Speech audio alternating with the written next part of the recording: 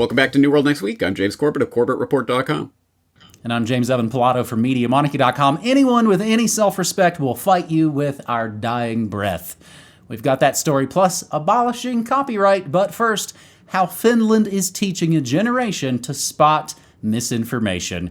By Jenny Gross and the New York Times, a typical lesson that Sarah Martika, a teacher in Hämeenlinna, Finland, gives her students goes like this. She presents her 8th graders with news articles. Together they discuss what's the purpose of the article, how and when was it written, what are the author's central claims.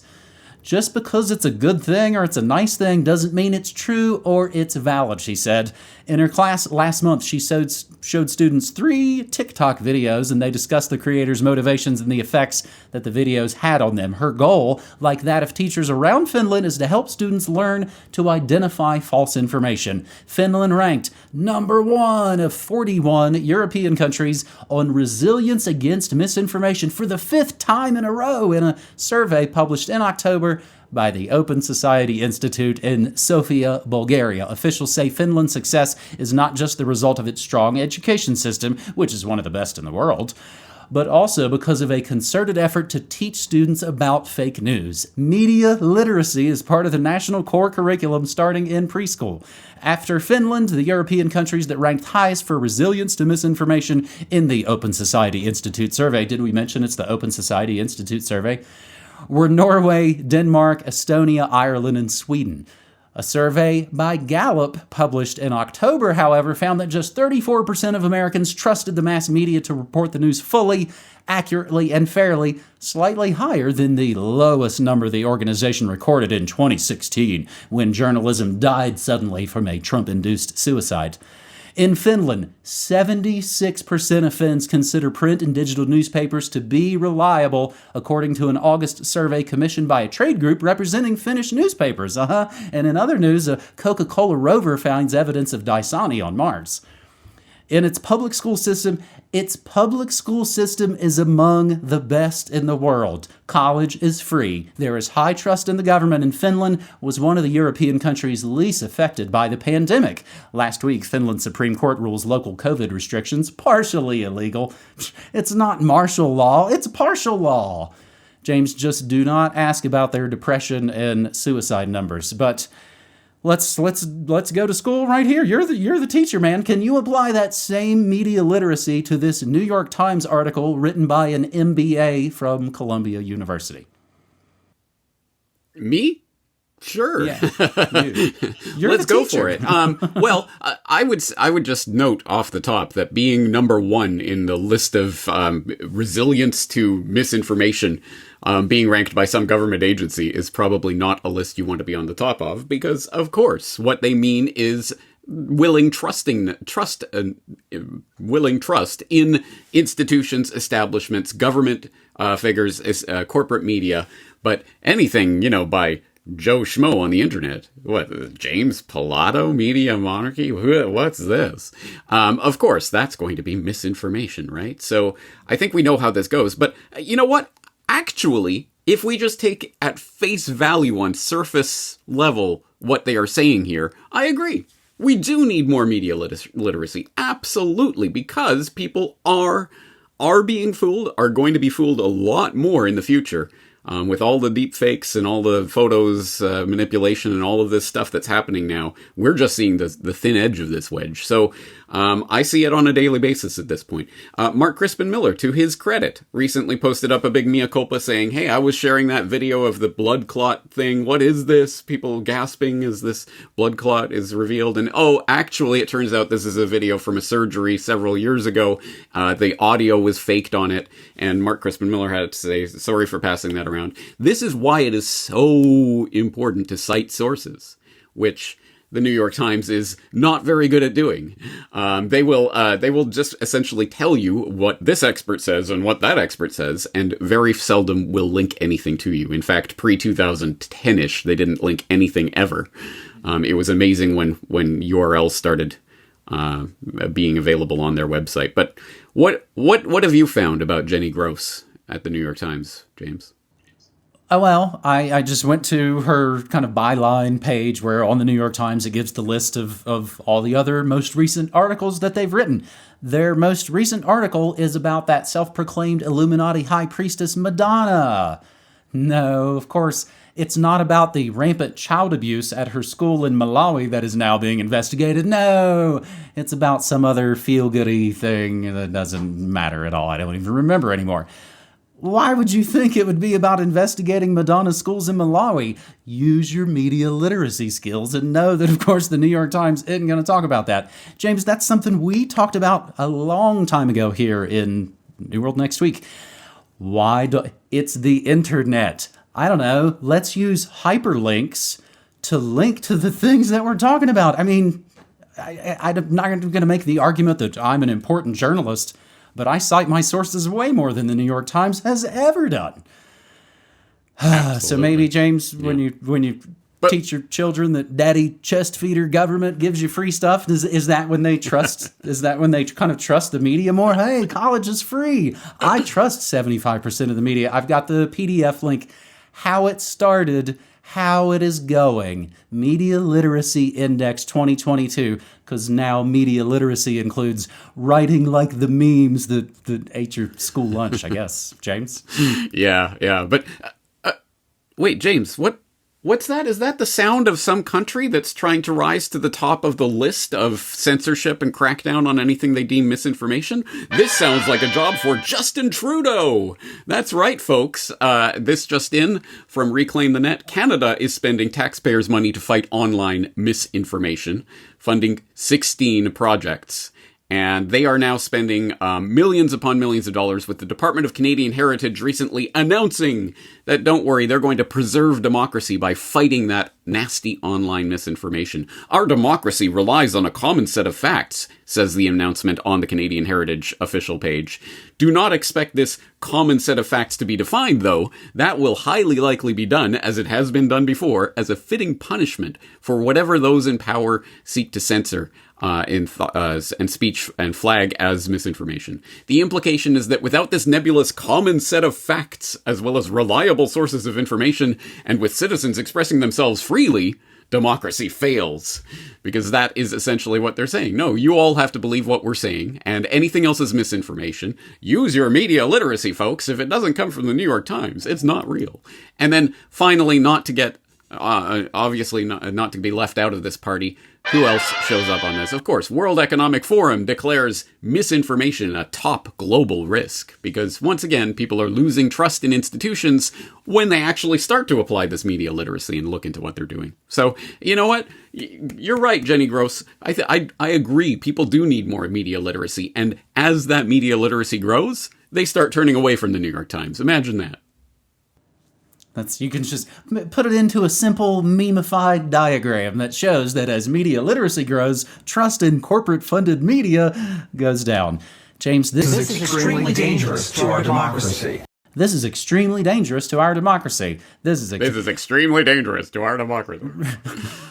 Other recent Soros stunts. This is a good one. Greta detained in a photo op at a German coal protest. James, I've got all the media literacy and World Economic Forum, and we were just getting going on that first story on this New World Next Week, episode 507. Our second one, really interesting. Oxford counselors receive deluge of death threats over climate lockdown conspiracy. Oh, wait, sorry. They put the scare quotes around lockdown, not the conspiracy. This from Express.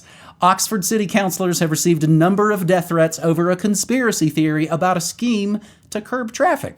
Local politicians have removed their home addresses from council websites following threatening and aggressive correspondence in relation to the story, according to The Times.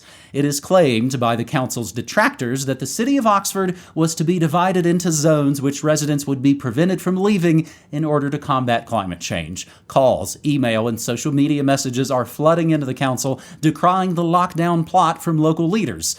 The conspiracy emerged after Oxford County Council approved a trial scheme, so I believe some people in secret got together and agreed to work some idea.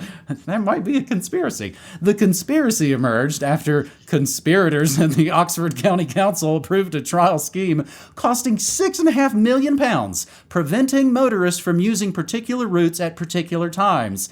But it's not a lockdown plot at all. The scheme, which will be in place for 6 months during the trial period, is aimed at reducing the number of unnecessary journeys in the congested city and enable buses to travel more easily. I can see it now. The unnecessary journeys of the useless eaters. In addition to the council's congestion plan, which is expected to be road tested this year, is also designed to tackle climate change by reducing pollution. No, not single-use COVID mask litter, but like the bad pollution stuff. So check this out. And I don't know if anybody saw the CNN folks starting to talk about getting rid of gas stoves because of climate. Oh wait, I'm getting in trouble here. Really interesting story. I'll include that in the show notes. Sorry, I got sidebarred. Does this sound like a lockdown conspiracy to you? The system would operate by using number plate recognition cameras, which would monitor traffic on 6 key roads in the city center. These traffic filters would see drivers that break the rules slapped with a £70 fine. Unlike bikes and public transport, private cars will need a permit to travel on the 6 roads in question. Additional exemptions include blue badge holders, cars, business owners, and emergency workers. Residents that don't fall into any of these categories can apply for a permit on 100 days of the year. Social media users urged residents to hunt down all council members and drag them to the Tower of London. A photograph of a noose was also sent to the city council. An anonymous message seen by the Times sent to the council called councillors Nazis and said they were placing people under house arrest in their sectors. The message read, quote, "What are you going to do next? Send us to concentration camps? When will the gassing of motorists start? Anyone with any self-respect will fight you with our dying breath." Meanwhile, a story I reported a couple of weeks ago on my Morning Monarchy, UK members of Parliament wearing stab vests to meet their constituents. Folks here in the States that might not know, stab vests are what scum politicians wear after the populace has been disarmed. Oi, where's your knife license, mate? So stay with me here, James. So maybe instead of making death threats like Madonna or Crappy Griffin or Blackface Silverman, maybe exercise your civil disobedience liberties like Larry Wilmore, CIA De Niro, or Crip Doggy Dog. 15 times celebrities envisioned violence against Trump. From thegreatclimatecon.com. So this is what's interesting. All the stories are about death threats. They're going to kill us, these extremists. But what are the extremists saying? Oxford residents mount resistance against the sectioning of their streets. From thegreatclimatecon.com, Oxford residents are taking matters into their own hands and destroying the street zone sectioning barriers. There's some really interesting video going on of this, and I think things only heated up over the last weekend. This article, I think, was from before then. So, James, my media literacy is confused. Is this good rebellion, or is this double plus bad think? Oh, don't worry, James. There's an easy way to tell. You just ask WWGD, what would Greta do? And if she would be on board with this protest, it's good. If she would not be on board with this protest, then you are a vile conspiracy theorist, and you should be locked away like we're claiming you're crazy for believing we want to do to you, or something like that. I don't know. Whatever. Don't think about it too hard. Yeah, absolutely. This is interesting because, yes, I could actually see someone of totally innocent and naive, and I don't understand why people are reacting this way to this. It's because people are looking not one step, but 2 steps down the road. It isn't hard to see where this is going and that it is part of a much, much bigger agenda. But if you claim innocence and naivety and, oh, I have no idea about this bigger agenda you're talking about, why are you so upset? We're just talking about a better way to filter traffic so that we can reduce climate change or whatever. I could understand how people could be fooled into that. But of course, yes, it is media literacy. People now understand there is a much, much, much bigger agenda at play, and it's being talked about in Davos, and it's being war-gamed out by the UN and this Agenda 2030 and all of this, and people are connecting dots for the first time, perhaps in our lifetimes. People are actually starting to connect these dots and getting really, really angry about the first step down the path to tyranny. Because, of course, the first step doesn't look like much. It's the second, third, fourth, fifth, seventh, 28th step. We know where this is going, so we're saying hell no now. And not with death threats and all of that. Half of the time that is made up. Yeah, I guess Juicy Smollett doesn't even have to, walk around with the fake noose anymore. He could just say, I got a picture of a noose. And who could ever disprove that, right? But anyway, this is all crazy conspiracy theory. There is absolutely no coordinated agenda to do this in city after city all around the world as part of an ongoing process to start locking down populations. And in completely and totally unrelated news, Scotland's plan to implement 20-minute neighborhoods nationwide. That's just being reported now in Activist Post. So it is coming all over the UK and around the world, and I think people should be saying no very forcefully to this.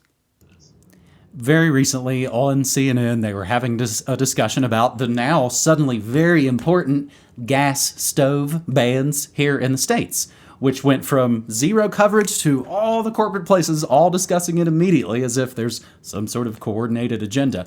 And one of the folks on there, I don't know who their name is, they're basically saying, yeah, this gas stove ban is about, forcing, climate change. Oh, wait, I'm getting in trouble now. She basically said the quiet part out loud and noted that, oh, my producer just in my earpiece said, ixnay on the climate claims, Jay. Meanwhile here, see, I don't even have all this stuff in the notes. Meanwhile here in New Mexico, they're really hyping a story that elected Democrats' homes are being targeted. Another really great, convenient story to make it look like we're under attack. It's kind of a classic political move that's been used for millennia. Also, what did Maserati liberal Joe Manchin III say at Davos just a couple of days ago? Democratic Senator Joe Manchin claims open press a problem in America, and then, of course, immediately apologizes and has to try and walk back all his remarks. The quote, "The problem we have is the open press system and basically all the platforms," West Virginia Senator said at Davos. And that is, folks might remember, exactly what another famous traitor to West Virginia said. Senator Jay Rockefeller said it'd be better if we never invented the internet. Going back to March 23rd, 2009, just about 6 months before New World Next Week launched. James, our third and final story on this New World Next Week, really interesting. I like it when, I love it when a plan comes together and the entire episode feels like of a whole. Lukashenko abolishes copyright protections for unfriendly states. Belarusian dictator Alexander Lukashenko legalized piracy in the country without requiring the consent of the rights holders last week. The law states it will include computer programs, audiovisual work, musical works, and film, cinema, and entertainment organizations. You can hear the screams.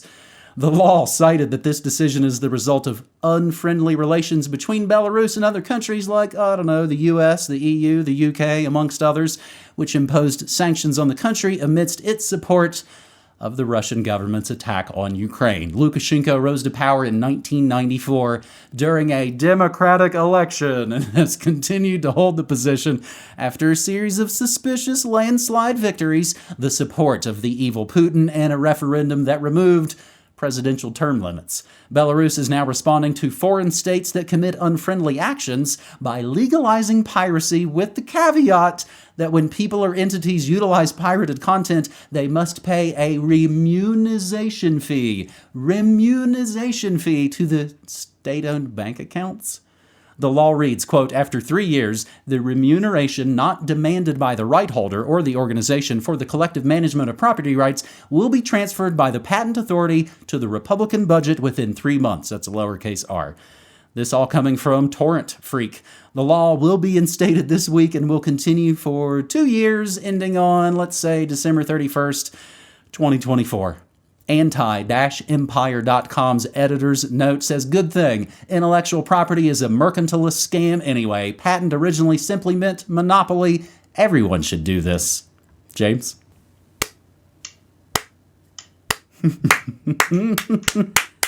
Yay! Everyone should do this.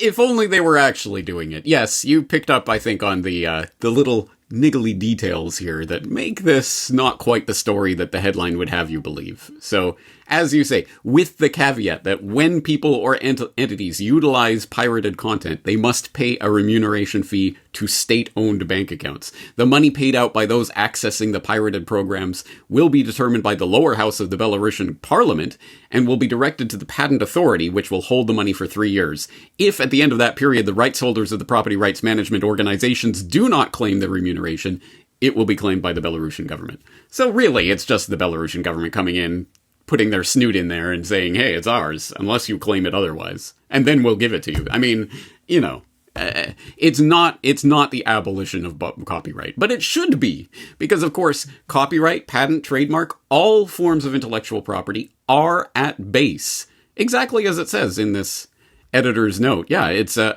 mercantilist scam.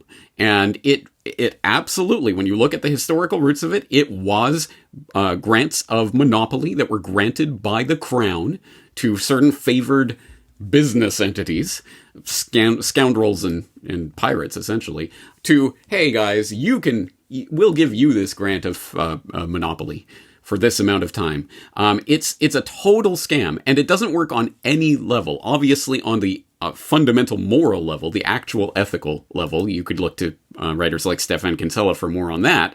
But how about even just the base utilitarian argument? Oh, but think of the poor inventor who won't get any money for his invention because everyone will just copy it. It was never, ever about protecting the poor little inventor working in his little workshop. It was always about protecting the major, mega, monolithic corporate behemoths. And that's all it does. And if you want to look at the utilitarian economic argument, go to Boulder and Levine. And they've conclusively shown that it was billions and billions and billions, untold billions of dollars have been siphoned out of the economy on the back of this scam and directed towards the cronies who are connected towards power. There is no way that you can justify this. If you want more on that, I would highly suggest going to corbettreport.com/IP. And you can listen to my Steal This Podcast, Please podcast about this very topic, where I delve into it in a great degree of detail and premiere IP freely, actually. That was where I premiered the song for the first time. Also, I think since it's 2023, let's party like it's 1927. Because, as you may or may not know, every year, of course, it's the Public Domain Day, January 1st. What entered the public domain in 2023? Some works from 1927 have finally entered the public domain. So if you want to watch Metropolis, you can now do so. It is public domain. You want to read the last 2 stories that Arthur Conan Doyle wrote about Sherlock Holmes? Public domain. You want to read Franz Kafka's America? Public domain. I'm pretty sure, I'm 99% sure I read that over 20 years ago. Don't remember a word of it, but I'm going to go out on a limb and I'm going to say that the main character's name is either K or it starts with a K. I'm just spitballing that one. Virginia Woolf's To the Lighthouse, now public domain, etc. Anyway, you get the idea. 1927 works are now part of the public domain. So, yes, finally, we can enjoy the fruits of this cultural heritage 95 years after they were put out into the world. It is a scam top to bottom. It benefits no one except the fat cats at the top. James, I was going to joke until you said Virginia Woolf. None of those people you mentioned are American. That was, I believe, German and British and Prague, I think. Anyway, that's my Americanism. I got 0 hits for Lukashenko on CorbettReport.com. I guess I found a couple at MediaMonarchy.com. I will include that and links to every other thing we've talked about here on New World Next Week, episode 507. And if you don't know, I've been busting out news, music, memes, and more as Media Monarchy since September 11th, 2005.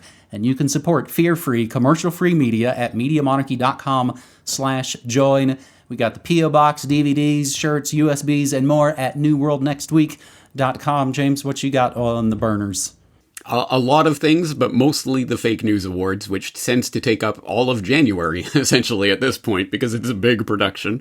So sit tight, wait for that, but there will be more content in the near future. And let me just say at the end of this, I'm glad that you connected Jay Rockefeller's statement to the creation of New World Next Week, because I like to think, yes, he was sort of proactively looking into the future and saying, I bet you there's a couple of guys out there that are going to start a news program that I'm really not going to like. So, yes, take that, Jay Rockefeller. That's John D. Rockefeller IV. See, even just in the subtle movement of like, no, I'm Jay, I'm super cool. I'm not the scion of the most hated family in America running the poor state. Again, it's pretty deep stuff to get into the Rockefellers and the mansions. And of course, as I've definitely said it on my show, if not New World Next Week, my grandmother hated Mansion and his criminally convicted uncle, A. James Mansion, for funny money stuff when he was the Treasury Secretary in West Virginia. My grandma hated him because the family name was Mancini. They dropped the last I off to sound more Americanized. So if you've thrown away your Italian heritage, you're pretty much donezo to my grandma. And that's just one of the reasons why I loved her so much. James, that is New World Next Week, episode 507. Thanks so much, buddy. No problem, James Evan Pilot. See what I did there? And on that funny joke, see you next week. Take care. Your Italian heritage, you're pretty much donezo to my grandma, and that's just one of the reasons why I loved her so much. James, that is New World Next Week, episode 507. Thanks so much, buddy. No problem, James Evan Pilot. See what I did there? And on that funny joke, see you next week. Take care.